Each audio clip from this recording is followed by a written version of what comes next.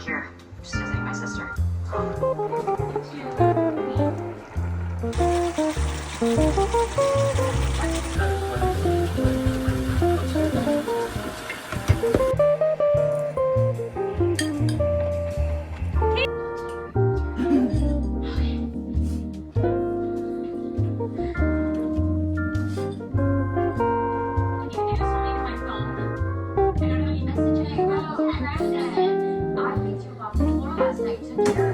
And we're back.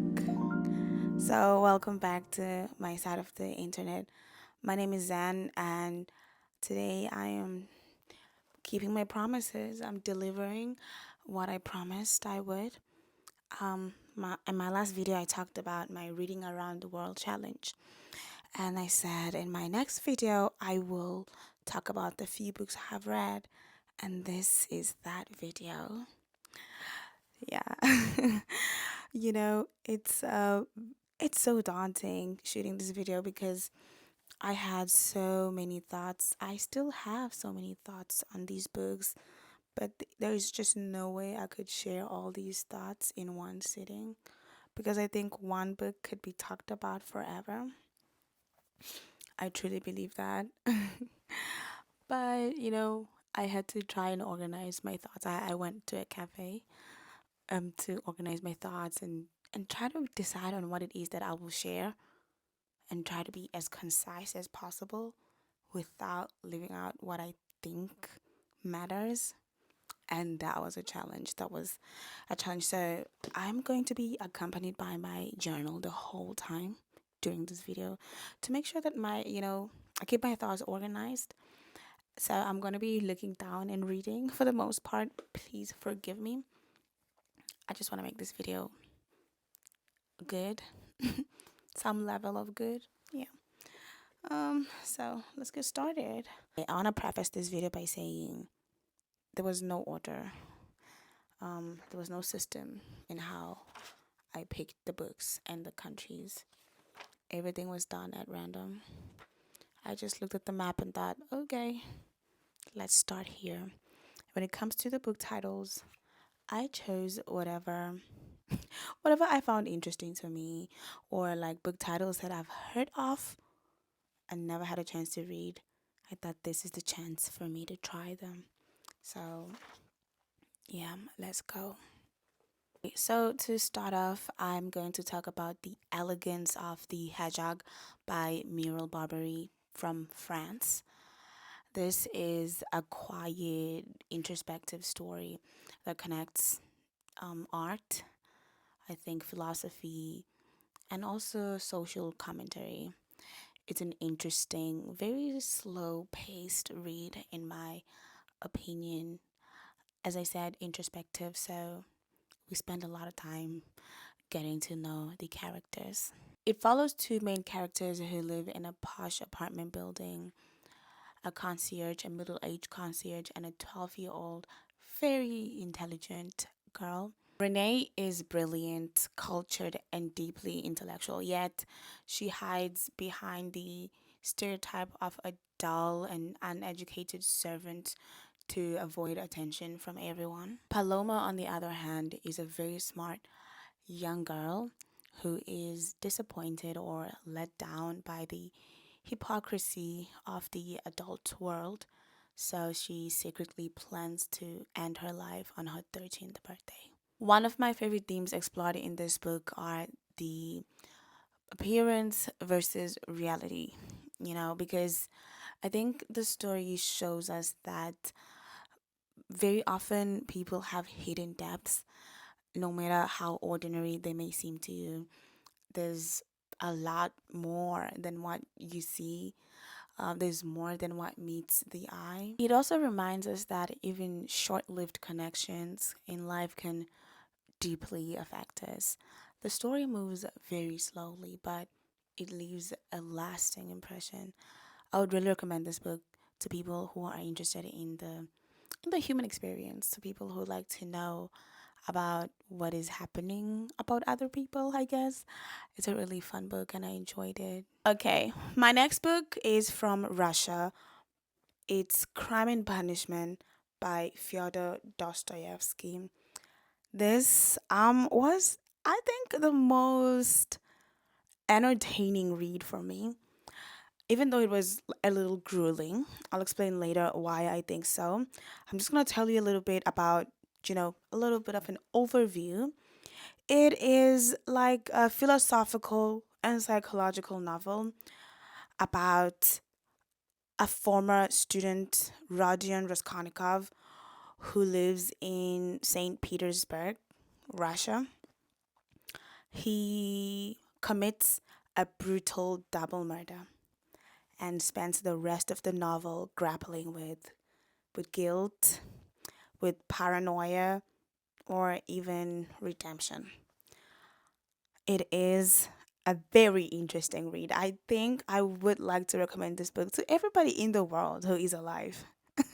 you know, because the way the author writes, especially on guilt, it's so extensive and so graphic, almost as though he knows what it's like to kill a man and have to live with it. After reading this book, I know for a fact that that is not something I want to do. You know, um, yes. Can we say the K word on YouTube? I don't even know. But yeah, he murdered somebody. Rajan is a smart but very talented young man, and he believes that some people in the world, like special people like Napoleon, are so extraordinary that they can commit crimes for the greater good. And his theory is tested when he murders a pawn shop owner and her sister. Crime and punishment isn't just about the crime, right? It's more about the human soul. It asks questions like, what is it like? What would happen if you lived outside of the moral law? And also, um, can somebody be saved after doing something so terrible? The novel is very intense, very introspective. The author in this book dives very deeply into Raskolnikov's thoughts and sometimes even blurs the lines between sanity and madness. It's a very dark and complex and even challenging read, but ultimately very human and hopeful. I would really recommend this book. I can't stop. I love it. yeah, let's go read this book. I'm not ready to move on from this book just yet. Let's discuss some of the themes I really enjoyed here. I really liked the guilt and conscience theme because in the story, Raskolnikov tries to justify the murder with logic, but guilt slowly, consumes his mind, which lets us know that the mind can't easily escape moral truth, you know? And it's not that I believe in that. I just love the fact that it can be a point of conversation and we can talk about it. And I love things to talk about. I love having things to talk about because, I love talking. So I think it's an amazing book. I will be reading it again another time. yeah. Or maybe some other works by Dostoevsky. He seems to be an interesting writer to me. Now moving on to my third book, and this book is from Nigeria by the one and only Chimamanda Ngozi Adichie. It's the purple hibiscus. Or is it hibiscus? I don't know how to say this, but I'm gonna be saying hibiscus. Yeah. This story is about a young girl, 15-year-old girl, Kambili, who is from a wealthy family but tightly controlled family, very strict. She was living under the shadow of her dad, who was very abusive and also a devout, yes, and a very important person in society. I think he was a businessman. As political unrest grows in Nigeria, Kambili starts experiencing a new way of living through her aunt's family, one that is filled with laughter, warmth, freedom, and just love overall, which was obviously new to her, coming from an abusive family and an abusive dad. One of the themes that stand out for me in this book, and I think for anybody who's ever read the book, is the glaring religion and hypocrisy theme, right? It's so obvious, it's right there. The book kind of just shows us how religion can be used for both good and bad. It highlights the dad's oppressive Catholicism um, against the auntie's liberal and joyful faith.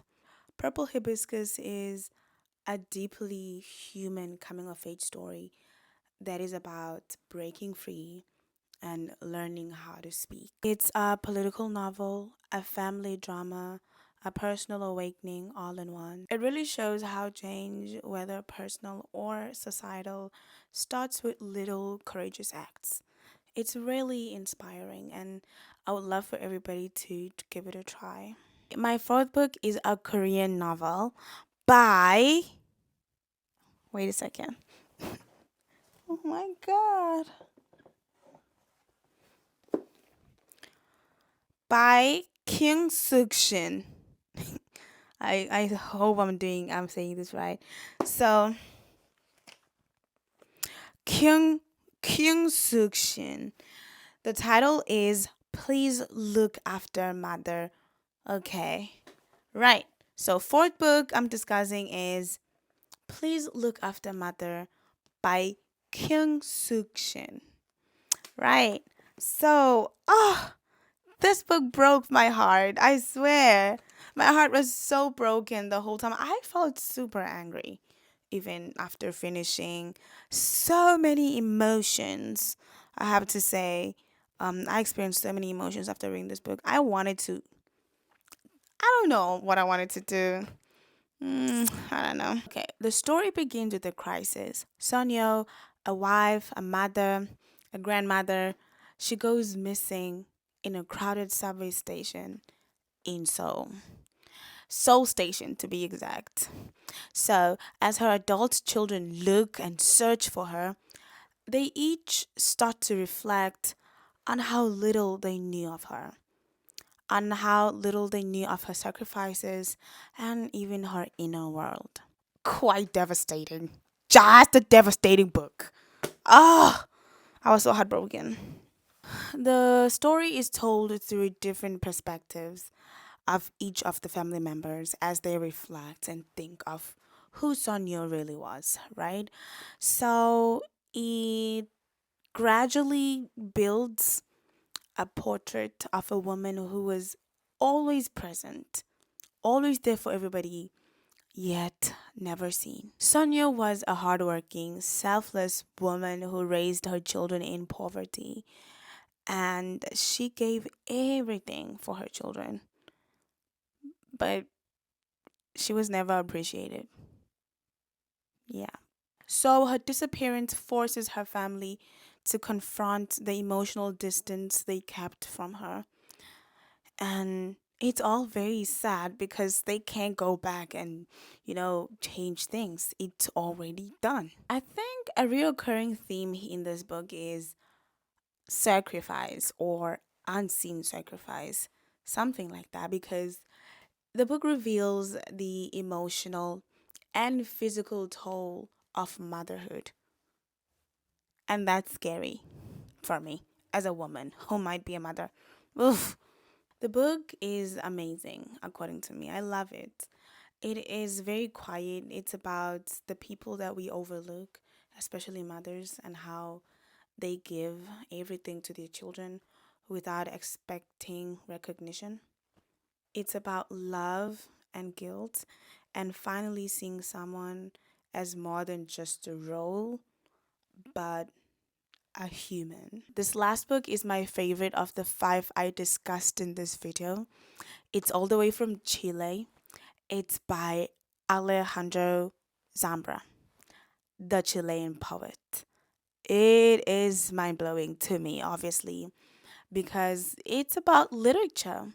And obviously, I love a little bit of literature in my life. The book follows Gonzalo, an aspiring poet who lives in Chile, Santiago, as he navigates relationships, literary ambition, his messy realities of family life, especially with his role as a stepfather to Vicente.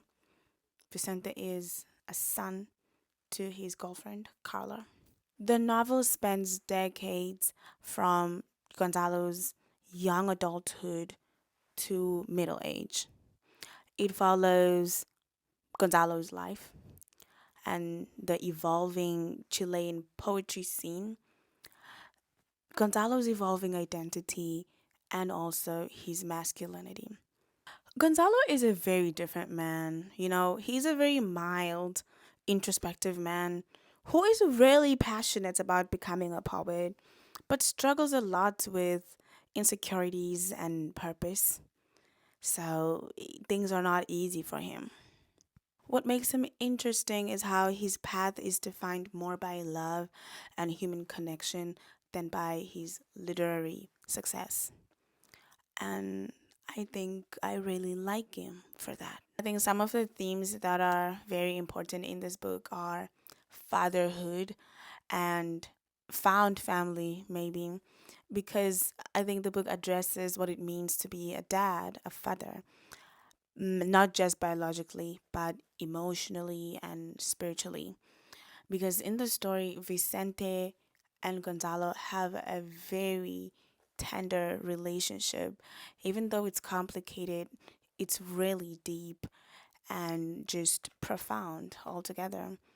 And they're not related biologically, but he is his father, and Vicente is also his father's son, in how he also grows up to become a poet himself. I don't know if I'm spoiling, but I really love this book. I liked it.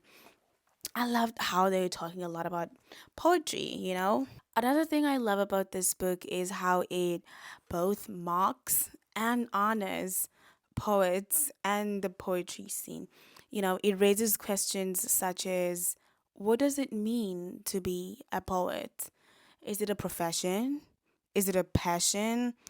Or is it a pose? But it's all written in a very affectionate way to show the importance of poetry in Chile at that time, by how we are introduced to a very big community of poets who take poetry so seriously and their whole lives revolve around it. According to me, the Chilean poet is like a love letter to literature. So there's no way I could never love such a book. It also appreciates the overlooked relationships that we have with people that go on to shape our lives. Even though this book doesn't offer resolution, it celebrates the beauty of life's uncertainties. And that is very calming and comforting to know that a book may leave you feeling this way. I really recommend this book, especially to people who enjoy literature and just want to get lost in that world. Thank you so much for staying with me until the end of this video. I didn't think that I was going to finish. I thought it was going to go on forever.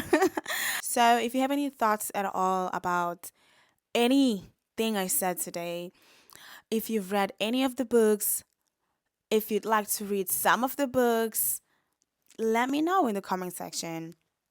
I love to talk to you and hear what you think. Until we meet again, goodbye.